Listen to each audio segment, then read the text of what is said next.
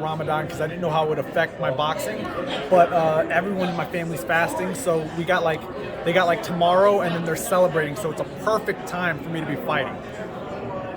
Nico, I want to talk about your performance at MSG. You had a tough fight. Yes. And then you changed trainers, man. It seems like you turned the corner in your career. Yeah, you know what? It wasn't the trainer change. It was more of like a me thing because I love Suge to death. And Suge's one of the greatest trainers, today. You saw what he did with Tyson Fury. But yeah, it was a me thing. I was just not mentally, I was just going all out of sorts. But, I'm back now. I'm stronger, and I'm a totally different fighter from in December. So what was the change in December, though? I know you showing it in the ring with the knockouts.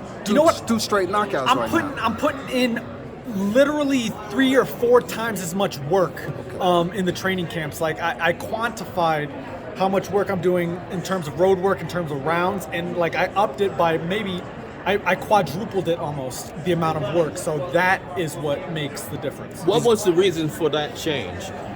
I knew I had to change something after MSG. It was not a great performance. I wasn't happy with it. I was about to have my opponent out the ring, like the second round, he was almost knocked out. And the fact that I couldn't pull the trigger, it was like I had to go back to the drawing board. I did, and I'm stronger than ever now. I would imagine you're happy with the results from your... Definitely. No, I mean, tonight I wasn't expecting a knockout tonight. I never look for the knockout. I always look to have an outstanding performance, and I just got lucky to get both.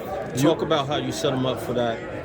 I knew he was susceptible to left hooks, so I didn't know the right hand would land, but I threw a left hook and it didn't land, and I threw the right hand just because it's part of the combo, and the right hand happened to land. Both of you landed shots at the same time, and then you kept it going. Yes. What was going through your thought process when you landed that shot?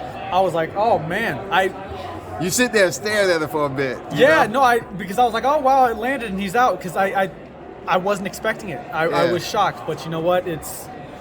Wow, I'm glad it happened. How did the energy feel from the fans, man? They embrace you like on the one of your footprint. I love it. I love it. The more traction I can get in my hometown of Vegas, I don't want this to be my last fight in Vegas, so any fans I can get from Vegas, any fans at all, I appreciate the fans so much, seriously.